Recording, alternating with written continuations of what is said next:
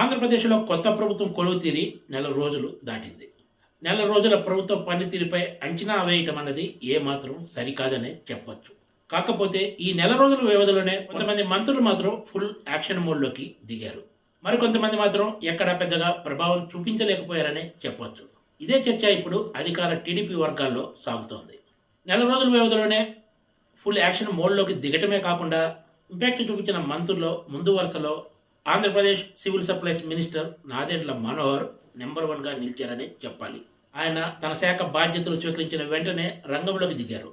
ఒకవైపు తనిఖీలు చేయడంతో పాటు పలు విషయాల్లో దూకుడుగా వ్యవహరిస్తూ ముందుకు సాగుతున్నారు. అదే సమయంలో ప్రజలకు ఉపయోగపడేలా రైతు బజార్లలో రాయితీ రేట్లకు బియ్యము, కందిపప్పు సరఫరా చేసే ఏర్పాట్లు కూడా చేశారు.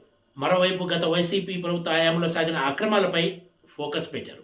నాదెండ్ల మనోహర్ తర్వాత ఫుల్ యాక్షన్ మోడ్లో ఉన్న ఇతర మంత్రుల్లో జలవనరుల శాఖ మంత్రి నిమ్మల రామానాయుడు 2వ స్థానంలో ఉన్నారు.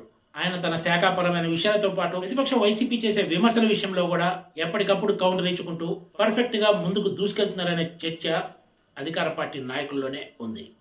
గత 5 ఏళ్ల కాలంలో వైసీపీ సాగునీటి ప్రాజెక్టులను ఎంత నిర్లక్ష్యం చేసిందో ఆయన ప్రజలకు వివరించే ప్రయత్నం చేస్తున్నారు.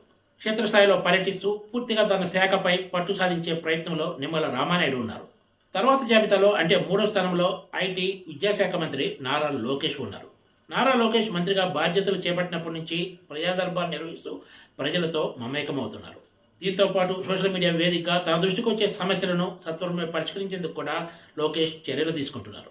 అయితే లోకేష్ తన శాఖాపరమైన అంశాల కంటే కూడా ప్రజా దర్బార్ ఇతర ప్రజా సంబంధ విషయాల్లో స్పందించడం ద్వారానే యాక్షన్ మోడ్లో ఉన్నట్లు కనిపిస్తోంది.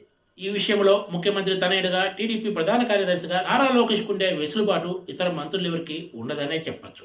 నారా లోకేష్ తర్వాత యాక్షన్ మోడ్ మంత్రుల జాబితాలో హోంమంత్రి వంగలపూడి అనిత ఉన్నారు. ఆమె అత్యంత కీలకమైన హోంశాఖను దక్కించుకోవటమే ఒక సంచలనం. అయితే ఆమె బాధ్యతలు స్వీకరించిన తర్వాత దూకుడుగా వ్యవహరిస్తూ ముందుకు సాగుతున్నారు. శాఖాపరమైన అంశాలతో పాటు విపక్షంపై పొలిటికల్ అటాక్ విషయంలో కూడా ఏమాత్రం తగ్గటం లేదు. జనసేన అధినేత ఉప ముఖ్యమంత్రి పవన్ కళ్యాణ్ బాధ్యతలు స్వీకరించిన తర్వాత వరుస సమీక్షలు పెట్టి తన శాఖలపై పూర్తిస్థాయి అవగాహన తెచ్చుకునే ప్రయత్నం చేశారు. తర్వాత మళ్ళీ పవన్ కళ్యాణ్ ఎక్కడ యాక్షన్ మోడ్లోకి దిగినట్లు కనిపించదు.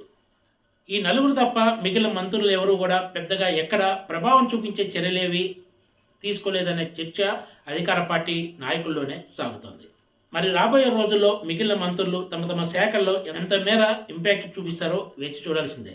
Please subscribe TGTV.